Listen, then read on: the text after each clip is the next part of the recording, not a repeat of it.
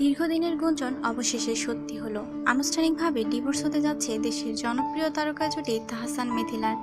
20 জুলাই দুপুর 1:30টার দিকে তাহসান তার ভেরিফাইড পেজ থেকে তাদের আনুষ্ঠানিকভাবে ডিভোর্সের বিষয়টি স্বীকার করে নিয়েছেন। তিনি লিখেছেন, আমরা বেশ কয়েক মাস থেকেই আলাদা থাকছি।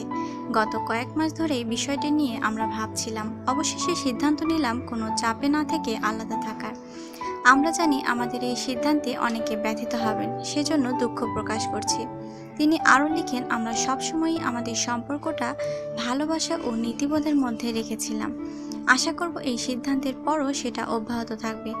আমাদের এই কঠিন সময়ে আমাদের ভক্তরা আমাদের সাথে থাকবেন বলেই বিশ্বাস করি আমরা। গুঞ্জন বা গসিপ যাই বলি না কেন, ইস্যুটা কিন্তু নতুন নয়।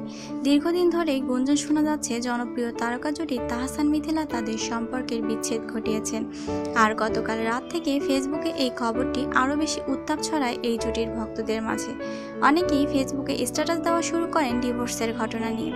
এদিকে গত 21 জুন প্রকাশিত এক সাক্ষাৎকারে এনএন প্রেজেন্টসকে নিজেদের বিচ্ছেদের গুঞ্জন বিষয়ে মিথিলা বলেছিলেন, তাদের সম্পর্কের বিষয় নিয়ে মিডিয়ার মাথা না ঘামালেও চলবে। তিনি বলেছিলেন, কে কি বলল ওগুলো নিয়ে আমি একদমই ভাবি না। মানুষের কথা শোনার সময় আমার নেই। তারা তো কত কথাই বলবে। আমার লাইফ একটা রুটিনে চলে। আমি আমার কাজ করে যাচ্ছি। আমি শুধু সবাইকে এটাই বলবো, আমার যদি কিছু বলার থাকে আমরা সোচ্চার হয়ে সবলভাবে বলবো। কোনো লুকোছাবার কিচ্ছু নেই। এ নিয়ে এত মাথা ব্যথার কোনো কারণ নেই। যাদের বিষয়ে কথা হচ্ছে আমার মনে হয় মাথা ব্যথাটি তাদেরই হওয়া উচিত। বাকি মানুষদের এ বিষয়ে চিন্তাভাবনা না করলেও চলবে। তাদের যদি কিছু বলার থাকে যখন সময় হবে তারাই সব বলবে। যখন সময় হবে কি সত্যি না কি মিথ্যা সেটা সবাই জানতে পারবে।